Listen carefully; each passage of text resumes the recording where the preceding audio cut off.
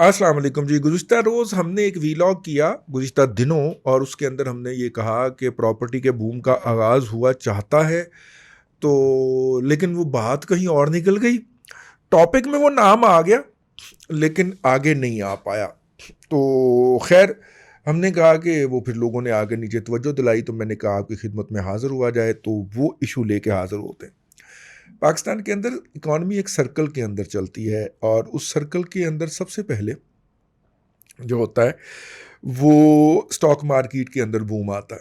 और stock market में जब बूम आता है तो फिर उसके बाद वो समझे आप, जैसे दूध उबलता है तो इस तरह स्टॉक मार्केट उबलती है, तो उबल के वो किनारों में गिर जाता है, किनारों से बाहर गिर जाता है। वो किनारों से बाहर स्टॉक मार्केट जब उबल के गिरती है तो वो प्रॉपर्टी में जाती है, क्योंकि और कोई ऑप्शन है नहीं। प्रॉपर्टी में जाती है, या जिसे कहना चाहिए गोल्ड में जाती है। अब गोल्ड जो होता है उसका प्राइस इंटरनेशनली कंट्रोल है, और वो एक अलग मैकेनिज्म है, और फ्यूचर गोल्ड और फलाना और ढमकाना। कुछ लोग डॉलर में भी चले जाते हैं, कुछ बहुत थोड़ी तादाद होती है जो चांदी में भी चली जाती है, लेकिन मेजर चंक जो होता है वो 90+% जो स्टॉक मार्केट से लोग अर्न करते हैं वो प्रॉपर्टी में जाता है, और यूं फिर प्रॉपर्टी का बूम होता है। ये मेरी फ़िलॉसफ़ी है जो मैंने खुद घड़ी है ज़ाती तौर पे, कॉपीराइट है इसके ऊपर मेरा, कि अगर आप 90s की दिहाई में चले जाएँ, अर्ली 90s के अंदर हमें सबसे पहले स्टॉक मार्केट में बूम नज़र आया। पाकिस्तान की तारीख़ के सबसे ज़्यादा सौदे और सबसे ज़्यादा वॉल्यूम लगते हैं जब जनाब नवाज शरीफ की फ़ाइनेंशियल रिफॉर्म्स एक्ट जो है वो इंट्रोड्यूस होता है, और प्राइवेट सेक्टर को बैंक खोलने की और प्राइवेट अदारों को करेंसी की डीलिंग करने की इजाज़त मिलती है, तो स्टॉक मार्केट जो है वो अपने रिकॉर्ड तोड़ती है हाई के। और उस वक्त सोचना शुरू करती है स्टॉक मार्केट की हमारी क़यादत कि हम इसे कंप्यूटराइज करें, क्योंकि ये ह्यूमनली आउटक्राई है। लाओ और लो के ऊपर जो फार्मूला जो वहाँ पे लोग चला चला के किया करते थे, उससे अब मुमकिन नहीं रहा। हमारे वॉल्यूम्स इतने बढ़ गए। ग्लोबल स्टॉक एक्सचेंजेस इससे को 5-6 साल पहले चली गई हुई थी ऑटोमेशन के ऊपर। तो इसलिए अगर हमारे ब्रोकर्स भी ये सोचना शुरू करते हैं तो ये इसमें कोई बुराई नहीं। तो उसके इतने वॉल्यूम्स लगते हैं, तो उसके बाद फिर जो वॉल्यूम्स होते हैं वो आउटफ्लो करके जाते हैं प्रॉपर्टी के अंदर। लोग कह सकते हैं कि जनाब कोऑपरेटिव जो थे उन्होंने भी लोगों का पैसा इकट्ठा करके प्रॉपर्टी में झोंका, और फिर एक ऐसी रेस का आगाज़ हुआ जहाँ पे कभी वापसी नहीं हो सकी। ये भी किसी हद तक दुरुस्त हो सकता है, लेकिन दिहाई के आगाज़ में ही 92 93 के 92 में जो है वो स्टॉक मार्केट टॉप करती है, और 92 में ही प्रॉपर्टी के बूम का आगाज़ हो जाता है। 93 तक वो परवेल करता है, और 94 के अंदर वो डाई डाउन हो जाता है। जो लोग जो हैं वो फंस जाते हैं, वो फिर बेचारे या तो ब्रेन हेमरेज का शिकार होकर मरते हैं, या फिर इंतज़ार करते हैं। यही रिपीट टेलीकास्ट होता है जब मुशर्रफ साहब कब्जा करते हैं इक़्तिदार के ऊपर। एक इकॉनमी डिफ्लेशन में चली जाती है, और कितने डंडा घुमा के आप लोगों को चुप तो करा सकते हैं, लेकिन उनके पेट तो नहीं भर सकते। तो मुशर्रफ साहब जो हैं, अब उनके लिए दो तरीके थे। तो एक तो उन्होंने भौंकने की इजाज़त दी, यानी मीडिया को आज़ाद किया और मादर पिदर आज़ाद कर दिया। और दूसरा उन्होंने क्या किया कि जनाब स्टॉक मार्केट के ब्रोकर को बुला के कहा कि जनाब मेरे भी पैसे लुभाओ, यानी कि मेरे भी पैसे लुभाओ से मुराद रियासत के पैसे भी लगाए। तो स्टॉक मार्केट के ब्रोकर्स ने फिर ऊपर थले 3 स्कैंडल किए, जिनके अंदर आरफ भाई जो थे वो थे, बल्कि इतना कमाल का स्कैंडल किया कि डाटा भी उड़वा दिया। कंप्यूटराइज हो चुकी थी वो, कंप्यूटर का डाटा फारग कर दिया।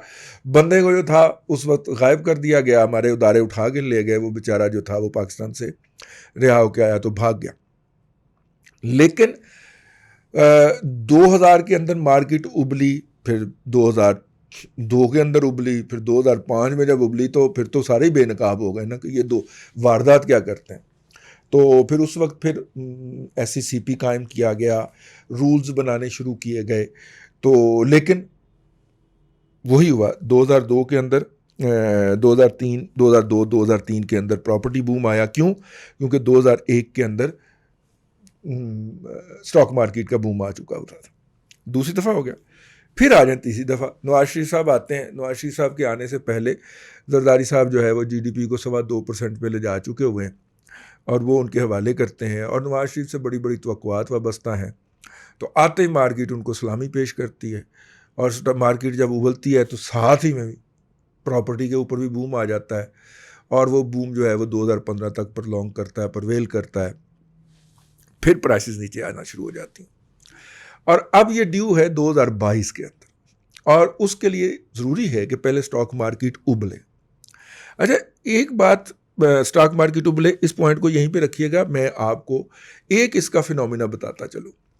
एक प्रॉपर्टी की कीमत जो है वो बढ़ना शुरू होती है 100 रुपये से, और वो बढ़ के 250 रुपये हो जाती है, और फिर जब ये डिफ्यूज़ होता है ये बबल, तो वो बाकायदा बाकी 100 पे नहीं आती, वापस 100 पे नहीं आती, ठीक है, वो 250, 150, 200 इस रेंज के अंदर, या हद गिरती है तो 125, उस 100 पे वापस नहीं आ पाती वो प्रॉपर्टी।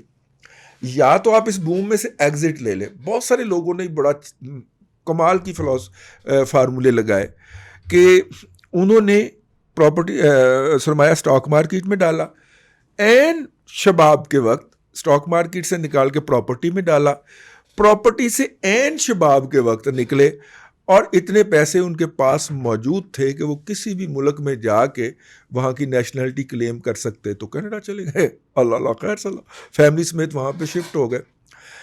और जो था ये, मतलब कि आप कहेंगे किसी भी बिजनेसमैन की, मिडिल क्लास की, लोअर मिडिल क्लास की एक मिराज है जो उन्होंने सिर्फ एक बूम में से अचीव कर ली। Coming back to that topic, तो क्या अब स्टॉक मार्केट के उबलने का वक्त हो गया है? यस, स्टॉक मार्केट के उबलने का वक्त हो गया है, और हुकूमत ने बाकायदा प्रॉपर्टी की तरफ उसका रुख कर दिया। जो रायतें दे रही है सरकार वो उसकी तरफ कर रही है। ये जो बजट आया है इसके अंदर अदारों को कहा गया है कि जितना वो कमाएंगे उसका 50%, मसलन एक कंपनी अपनी अर्निंग पर शेयर शो करती है 20 रुपये, लेकिन जब कैश की शक्ल में शेयर होल्डर को देने की बारी आती है तो वो अदा करती है 5 रुपये, ठीक है। अर्निंग पर शेयर जो उसके अकाउंट्स के खातों में दिखाई गई है वो अपनी जगह पे, लेकिन जो अवाम को या शेयर होल्डर को वो दे रही है वो अपनी जगह के ऊपर। तो लिहाजा नतीजा ये निकलता है कि वो कंपनी जो है वो 5 रुपये जो होते हैं वो उसकी वैल्यू डिटरमिन कर देते हैं, मार्केट वैल्यू 8 के मल्टीपल के ऊपर या 10 के मल्टीपल के ऊपर 40 से 50 रुपये उस शेयर की वैल्यू हो जाती है। अब हुकूमत का ये कहना है कि अगर आप 20 रुपये कमाते हैं तो आपको 10 रुपये, बल्कि 51%, हाँ 50% ही चले हम फॉर द कंसिडर कर लेते हैं, 51% जो है वो अपने शेयर होल्डर को अदा करना होगा। अब आप देखिए ना, वो जो कंपनी पहले 5 रुपये पे तनख्वाह देती थी, अब उसको 10.25 रुपये देने पड़ेंगे। मज़ा आएगा ना जब उनके पे आउट बढ़ेंगे कंपनियों के। जब पे आउट बनेंगे तो इसका मतलब है कि ज़्यादा से ज़्यादा लोग स्टॉक मार्केट में जाएंगे, और ज़्यादा से ज़्यादा लोग स्टॉक मार्केट में जाएंगे तो वो ज़्यादा से ज़्यादा लोग कमाएंगे, और यूँ फिर वो माफ़ कीजिएगा, प्रॉपर्टी जब उबलेगी तो स्टॉक मार्केट के अंदर जो 2022-23 का बूम है उसकी तैयारी शुरू हो गई है। ये याद रखिएगा कि बरतानिया ने पाकिस्तान को रेड लिस्ट में इसलिए डाला है कि पाकिस्तान के अंदर जो प्रॉपर्टी है वो इस वक्त मनी वाइटनिंग का सबसे बड़ा इशू बना हुआ है। और ये इमरान खान जो कंटेनर पे खड़ा होके ये कहा करता था कि 10,000 करोड़ अरब डॉलर की मनी लॉन्ड्रिंग होती है, वो इस वक्त मनी लॉन्ड्रिंग के इल्जाम के थले है। उसे कहा जा रहा है और उसके ससुराल से कहा जा रहा है कि जनाब ये आप मनी लॉन्ड्रिंग के लिए आपने एक फैक्ट्री खोली हुई है। बरतानवी हुकूमत ने बाकायदा लिख के प्रेस ली, उन्होंने कहा जनाब यहाँ से ब्लैक मनी पाकिस्तान जाती है, वहाँ पे प्रॉपर्टी के अंदर लगती है, फिर घूमती है, और घूमने के बाद फिर बरतानिया में ऑफिशियल सोर्स से आके इन्वेस्ट होती है हमारी प्रॉपर्टी के अंदर। है प्रॉपर्टी का ही माफिया। तो इसके नतीजे में हमारी प्राइसेस जैकअप करती है, तो हम आपके यहाँ से ये वाली सहूलत पैसे ला के खर्च करने वाली ये ख़त्म कार रेड लिस्ट में डाल दिया जी उन्होंने हमें।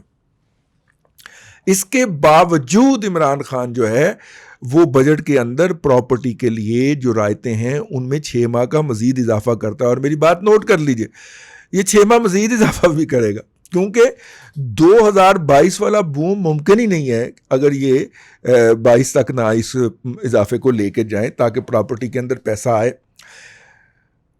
एक मेरा वो भी इतला के ऊपर बेस करता है कि जब 168 पे डॉलर था तो किसी के पैसे नाजायज़ डॉलर जो बाहर रखे हुए थे वो आ रहे थे और उसको फॉरेन रिमिटेंसेस में शो कर रहे थे, लेकिन वो किसी के नाजायज़ पैसे थे, तो 168 रुपये उसको $1 के मिल रहे थे।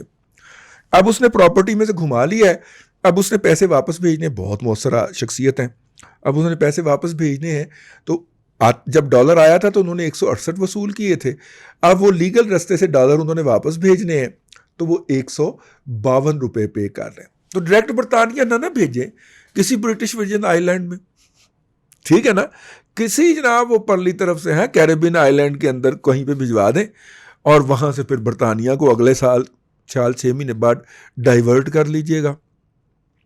या ऑफशोर लैंड, मतलब बरतानिया में बहुत सारी प्रॉपर्टीज़ ऐसी भी तो है ना जिनकी ओनरशिप ऑफशोर है। इमरान खान साहब के फ्लैट की भी ओनरशिप ऑफशोर थी ना, तो ऑफशोर में पैसे भेज के ऑफशोर से कंपनी से मामला तय कर लें और इधर से जनाब वो अप्लाई कर दें उसकी ओनरशिप टाइटल तब्दील करने के लिए। कोई इस तरह का मामला हो सकता है, मुझे नहीं पता, इसके बारे में मेरी रहनुमाई कीजिएगा। तो इस तरह भी हो सकता है। तो पाकिस्तान से ये पैसा पिछले दिनों बहुत हैवी तरीके से बाहर गया और अभी और भी जाना है, तो लिहाजा 155 से नीचे रखा जाएगा। तो 13-14 रुपये का, 15 रुपये का तो एडवांटेज ये हो गया ना उन शख्सियात को जिनके पैसे आ और जा रहे हैं। बहरहाल ये जी एक इशू है, इसलिए मैं अपनी उस फिलॉसफी के ऊपर कायम हूँ कि पाकिस्तान में प्रॉपर्टी के बूम का आगाज़ हो गया है और स्टॉक मार्केट में इसके सिम्टम्स आने शुरू हो गए। बजट के बाद अगले दिन स्टॉक मार्केट खुली तो बहुत ज़्यादा उसने बड़ा फटा क्यों नहीं लगाया, क्योंकि मार्केट उससे पहले ये इतलात मार्केट को थी और ब्रोकर ने इसके ऊपर खेल लिया हुआ था। बल्कि पीर के रोज़ तो इसके ऊपर जो था वो बाकायदा उन्होंने जिसे कहना चाहिए प्रॉफिट टेकिंग की ना, क्योंकि वो पहले इन्फॉर्मेशन उनके पास पहले पहुंची, उन्हें बताया गया आपकी तजावीज़ के मुताबिक काम हो रहा है, तो उन्होंने पोजीशनें ले ली, मार्केट उस वक्त भी उठ गई थी। अब जो है जब ये 50% का आया है तो ऑयल एंड गैस के तो सारे सेक्टर उठेंगे और आपने देखा होगा प्रॉपर्टी के PPL के अंदर, OGDCL POL के अंदर जो है वो खाम 5-5, 7-7, 10-10 रुपये पड़ गए।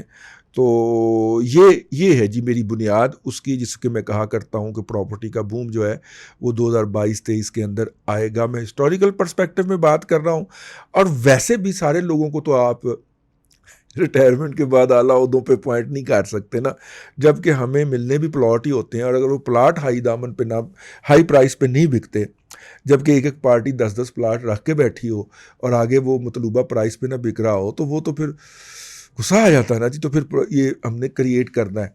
तमाम जो भाई हैं हमारे, आरब भाई, डैडी भाई, सब की खिदमत हासिल की जा चुकी हैं। प्रॉपर्टी के अंदर बूम आने का, सॉरी प्रॉपर्टी के अंदर नहीं, स्टॉक मार्केट के अंदर बूम आने का वक्त हो गया है। ये बात जहन में रखी जाए कि पिछली दफ़ा मार्केट 54,000 से पलटी थी $100 के ऊपर। तो अगर उसी लेवल पे मार्केट ने जाना है और उसी लेवल को टच करना है और हमारी मार्केट कैपिटलाइजेशन ने डॉलर टर्म में अपने आप को एवरेज आउट करना है, तो ये 78,000 पे जानी चाहिए मार्केट पहली, फिर इसहाक डाल वाला लेवल कैपिटलाइजेशन के हवाले से टच होगा।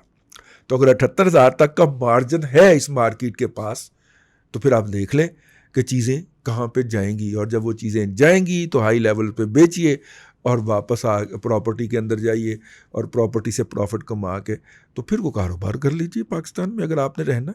ठीक है, बस ये क्लैरिफिकेशन थी, फरमाइश थी। वीलॉग जो हमारा 2 दिन पहले हुआ था उसकी एक कंटिन्यूएशन थी। अल्लाह आपको आसानियाँ अता करे और आसानियाँ खल्क़े खुदा में तकसीम करने की तौफ़ीक़ अता करे।